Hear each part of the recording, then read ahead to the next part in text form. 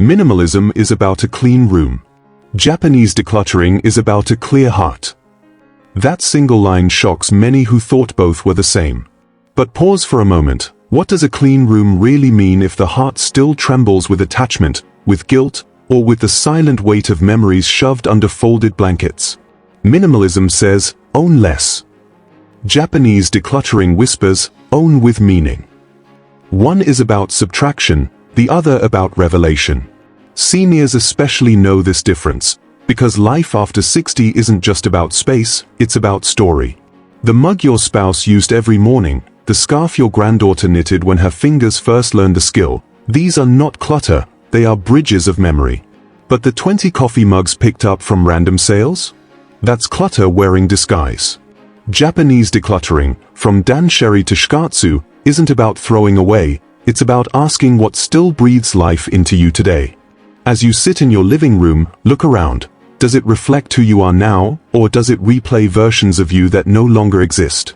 A retired teacher shouldn't feel caged by piles of old exam papers, nor should a grandmother carry closets of dresses that no longer fit her spirit. The Japanese approach cuts deeper because it dares you to face loss, grief, and identity. And when you do, the healing is real. It's not emptiness, it's clarity. Imagine walking into your home and feeling peace instead of fatigue, presence instead of pressure. That's why Japanese elders who practice decluttering live lighter, not just in their homes, but in their souls.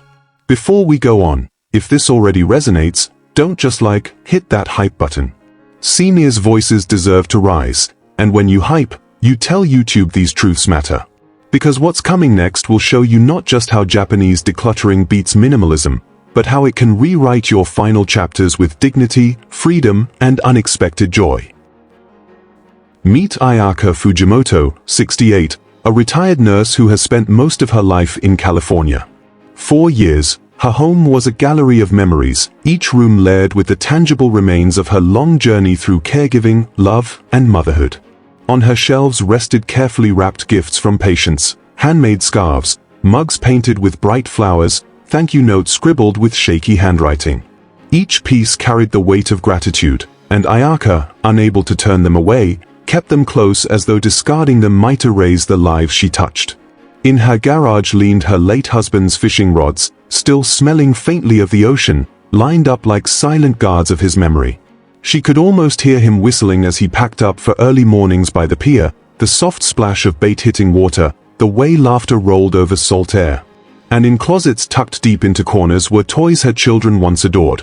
A ragged teddy bear, a red fire truck with one wheel missing, a doll with tangled hair.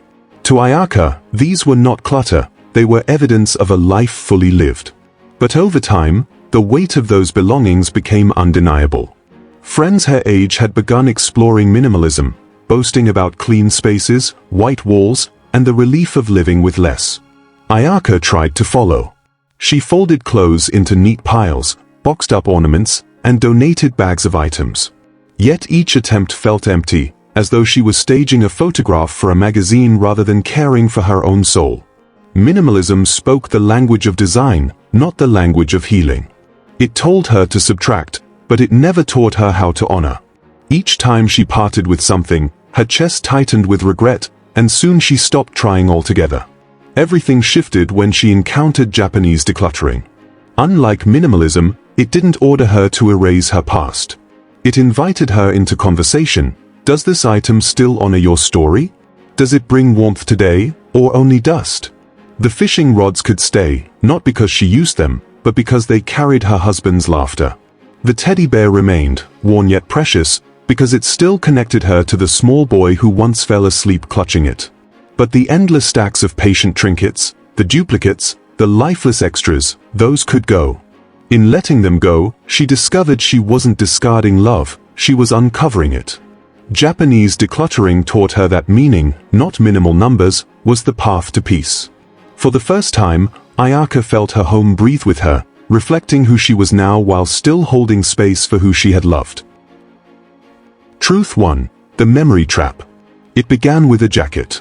Ayaka stood in her garage, holding her late husband's fishing coat, the one he wore on countless mornings when the sea breeze was sharp and the sunrise painted the sky in strokes of gold.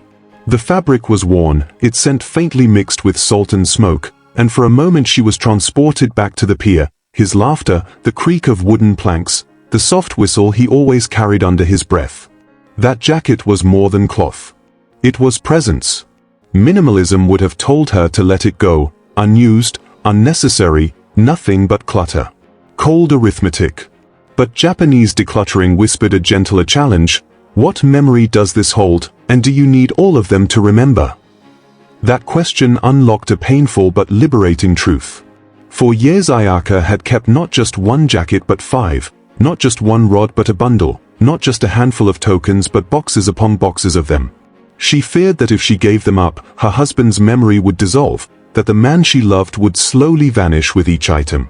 But instead of asking her to erase him, Japanese decluttering asked her to honor him more clearly. Did she need every single item to feel his presence?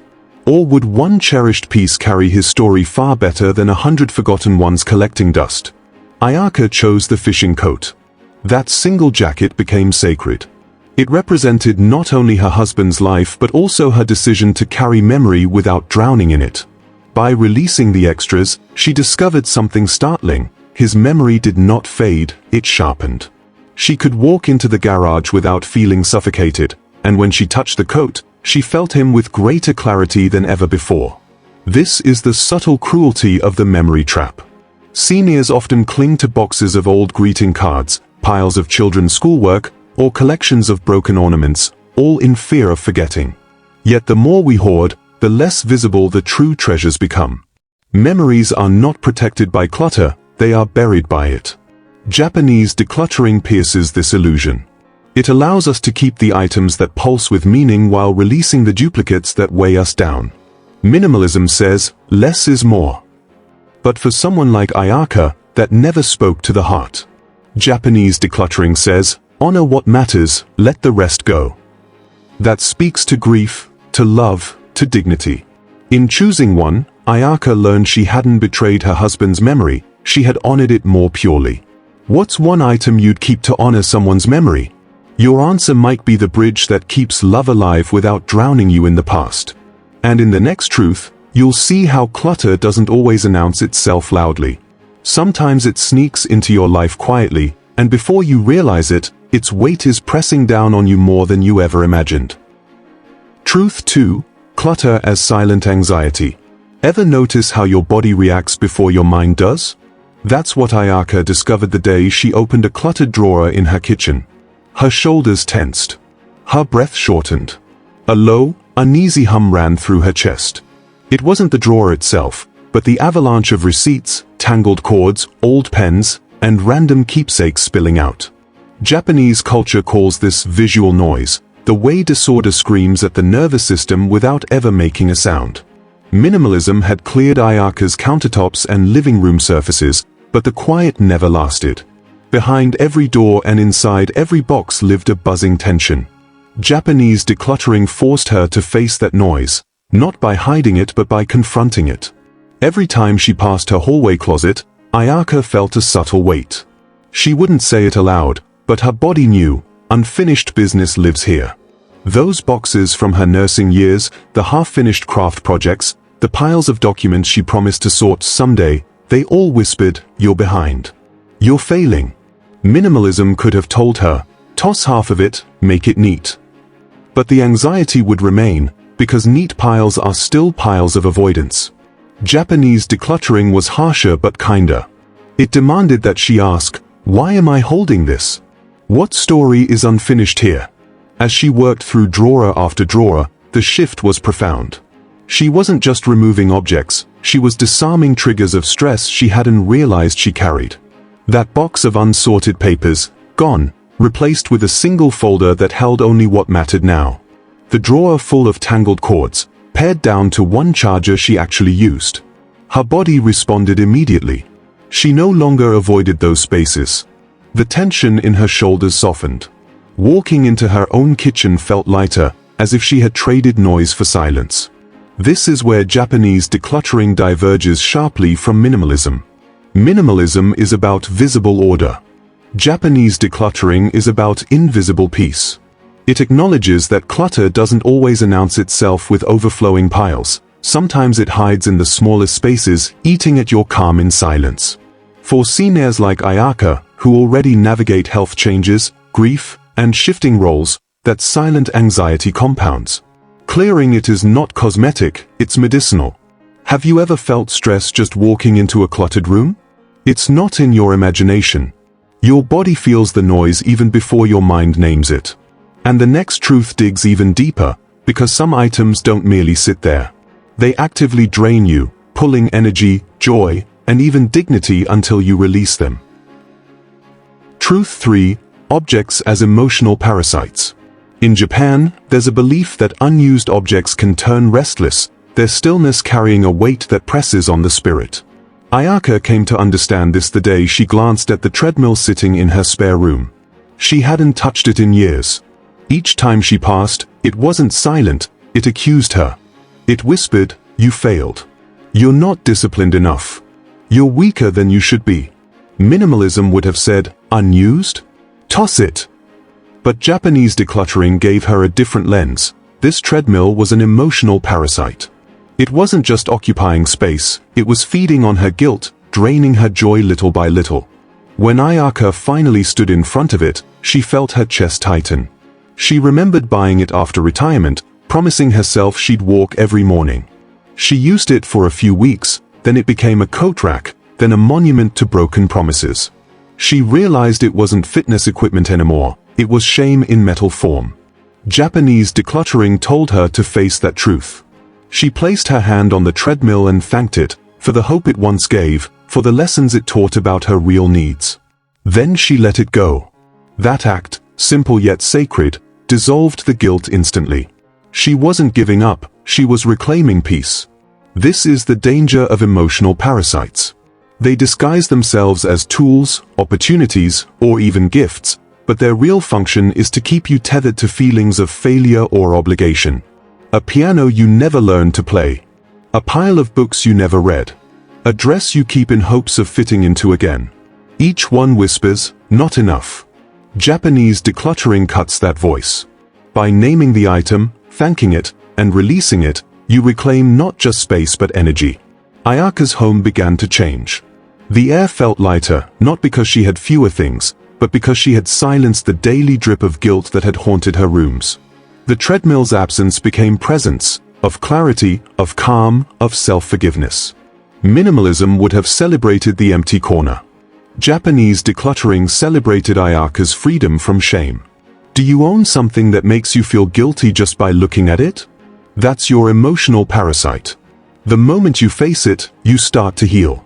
And the next truth is one most seniors avoid, because it forces us to think not about living with clutter, but about what happens when we leave it behind for others to carry.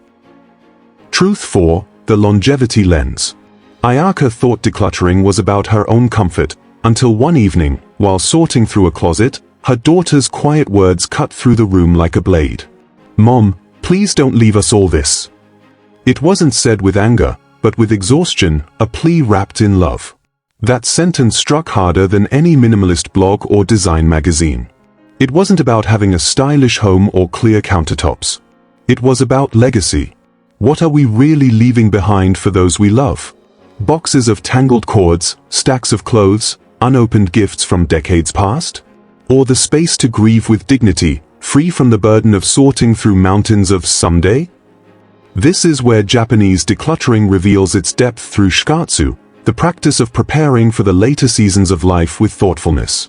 Unlike minimalism, which focuses only on subtraction for the sake of aesthetics, shūkatsu speaks directly to seniors. Prepare with love, so your children inherit laughter, not laundry. For Ayaka, this realization was jarring.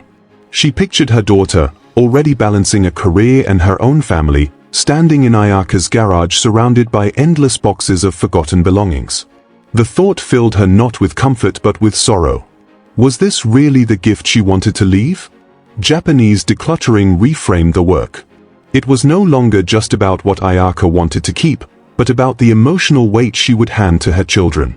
By practicing shūkatsu, she began to see each decision as an act of love. The fishing coat stayed, sacred and meaningful. The endless piles of nursing trinkets left, released with gratitude, because they no longer served her story or her family's future. The more she cleared, the more she realized she was giving her daughter something more valuable than things: freedom from burden. This is where the longevity lens changes everything. Minimalism makes space for the present moment. Japanese decluttering makes peace for the future. It's about ensuring that when the time comes, your loved ones remember your laughter, your wisdom, your presence, not the stress of sorting, boxing, and hauling what you never had the courage to release. Ayaka's daughter noticed the difference quickly. Instead of sighing at closets, she smiled at the clarity her mother created. Each remaining item told a story worth keeping, and nothing else demanded attention. Would you want your kids to inherit clutter or clarity? The choice is not about design, it's about love. And in Japan, decluttering is not just practical, it's spiritual. The next truth reveals a ritual that changes everything, turning the act of letting go into something sacred and healing. Truth 5. Ritual, not aesthetic. One afternoon, Ayaka stood over a small velvet box. Inside was her late husband's watch, a piece she had not touched in years but could never bring herself to release. Minimalism would have labeled it unused and tossed it into a donation pile with cold efficiency. But Japanese decluttering guided her differently. Instead of treating it like a discarded object, she placed the watch in her hands, bowed her head, and whispered arigat, thank you. This was arigat no katachi, the practice of expressing gratitude before parting. And in that single gesture, the act of decluttering transformed from loss into closure. Ayaka realized the watch was more than metal and glass. It had ticked through the most important years of her life, reminding her husband when to leave for work, marking the hours of their shared days, resting on his wrist as they sat together by the ocean. By bowing to it, she acknowledged the role it had played. She wasn't erasing her husband by letting go, she was honoring him. The watch left her hands with dignity, not guilt. This is the profound difference between minimalism and Japanese decluttering. Minimalism can feel sterile, reducing belongings to utility or aesthetics. It tells you to empty, to subtract, to design a cleaner space. But Japanese decluttering layers each release with meaning. Every item, no matter how small, is recognized for its service. That ritual creates emotional closure. It transforms what could feel like abandonment into a sacred farewell. For seniors like Ayaka, who carry lifetimes of objects bound tightly with emotion, this ritual is healing. It softens grief, quiets guilt, and restores dignity. Bowing to her husband's watch wasn't about formality, it was about gratitude. And gratitude creates peace. When she placed the box into the donation bin, she didn't feel the emptiness of loss. She felt the fullness of love remembered. This is why Japanese decluttering resonates so deeply with older adults. It recognizes that our possessions are not just things, they are companions on our journey. Saying thank you turns letting go into a spiritual act, one that heals rather than wounds. Would saying thank you make letting go easier for you? Try it with something small, and you may be surprised by how much lighter your heart feels. Because the next truth isn't visible at all, but it's a hidden danger Japanese elders never ignore, one that lingers in silence until you finally face it. Truth 6. The weight you can't see. The first time it happened, Ayaka brushed it off as clumsiness. She was carrying laundry when her foot caught the edge of a misplaced box, and she stumbled hard against the wall. The second time, she wasn't so lucky. An old stack of magazines slid from a side table, sending her tripping into a chair.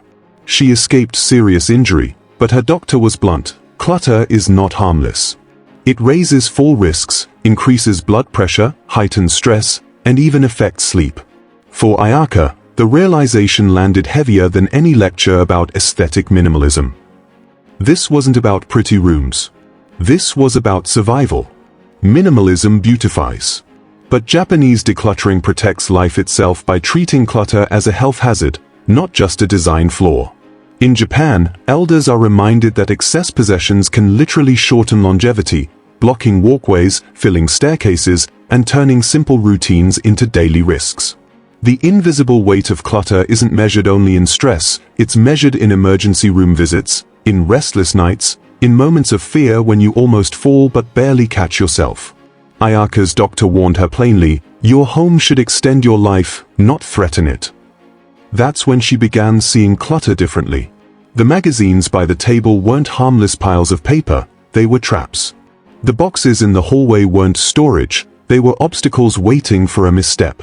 Even the closet overstuffed with unused linens created stress she couldn't name. Her body tensed every time she opened it. Japanese decluttering gave her a framework to face this truth. Each item she released wasn't just about peace of mind, it was an act of protecting her health. Slowly, her home changed. Walkways cleared. Surfaces breathed. Drawers opened without resistance.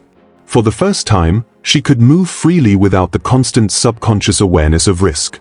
The weight she couldn't see, the anxiety, the blood pressure spikes, the unspoken dangers, lifted as the clutter disappeared. And with every item gone, her confidence returned. She didn't just feel safer, she felt stronger. This is why Japanese decluttering carries more urgency than minimalism. It doesn't stop at design or beauty. It acknowledges the very real, physical consequences of clutter for seniors. A fall can take away independence, health, and dignity in seconds. By letting go of the excess, Ayaka wasn't just creating space, she was safeguarding her future. Have you ever tripped or felt stressed because of clutter in your home? That moment of tension is your body warning you. And the final truth is the most liberating of all, because it isn't about less, but about what you choose to leave behind for those you love. Truth 7. Freedom is not about less, it's about legacy. For Ayaka, the true turning point came not when she cleared another closet, but when she built what she called her legacy chest. It wasn't about numbers or space, it was about meaning. In a single wooden trunk, she placed the few items that told her story in a way words never could: her husband's fishing coat, one patient's knitted shawl, the teddy bear her son once carried everywhere, a photo album that captured milestones, and the watch she had bowed to before parting. Each piece was chosen with intention, representing not clutter but love distilled into its purest form. Minimalism might have applauded the fact that she reduced dozens of boxes into one chest. But Japanese decluttering praised something deeper: the dignity of curation. The focus wasn't just on what was gone but on what remained, and why it remained. Her children didn't step into her home and feel absence. They didn't see emptiness. They saw their mother's life honored in objects that breathed memory, values, and gratitude. The legacy chest was no cold archive. It was a living vessel of story, small enough to be treasured, rich enough to carry her spirit forward. This was when Ayaka understood that freedom after 60 isn't only about how much you own, it's about what you leave behind. Many seniors fear letting go because they think it means erasing themselves. But the opposite is true. By curating, not hoarding, you ensure your family inherits clarity, not confusion. They receive the best of you, without being crushed by the weight of indecision over piles of forgotten things. Japanese decluttering gives seniors the chance to translate their life into legacy, to write their story not in cluttered attics but in carefully chosen artifacts. The emotional weight lifted for Ayaka was profound. No longer did she look at her belongings with dread, imagining her children burdened by what she left behind. Now she saw peace, a future where her children could open a single chest and say, "This is Mom. This is her story." That is freedom. Not empty walls. Not colorless rooms. But a legacy of love, preserved in just enough to carry forward, and nothing more. If you could leave one legacy box, what would you put inside? That single choice could speak more powerfully than a house full of things. And wait until you hear what Ayaka's children said when they stepped into her transformed home. Their reaction revealed the deepest gift decluttering had given, one no design trend could ever provide. Her children entered the doorway and paused. The rooms were not bare, not stripped of warmth or history, they were alive with clarity. One of them whispered, "Mom, your home feels peaceful." In that moment, Ayaka realized the journey was never about chasing a design trend or keeping up with blogs about neatness. Minimalism might make a house look tidy. But Japanese decluttering had done something far greater. It had made her soul light, and her children could feel it. The final truth of her story is simple yet profound. Letting go is not about erasing yourself. It is about revealing yourself with greater clarity. By choosing what to keep, Ayaka had not diminished her life. She had distilled it into something her family could cherish without burden. Her home no longer carried silent anxiety, emotional parasites, or hidden dangers. It carried her story, told through love, safety, and legacy. Minimalism trims what you see. Japanese decluttering heals what you feel. For seniors, the difference is life-changing. This practice isn't about cold subtraction. It's about crafting a life that breathes easier, honors the past without drowning in it, and prepares the future with dignity. It's not about less, it's about love. Not about empty walls, it's about safe steps and uncluttered hearts. Not about perfection, it's about peace. Before you go, here's how you can hype this video and support this channel. Tap the hype button to tell YouTube that seniors' wisdom deserves the spotlight, hit like if Ayaka's story resonated with you, and subscribe so you never miss the next lesson that makes aging not just lighter but richer. Together, we're proving that seniors' voices are too powerful to ignore.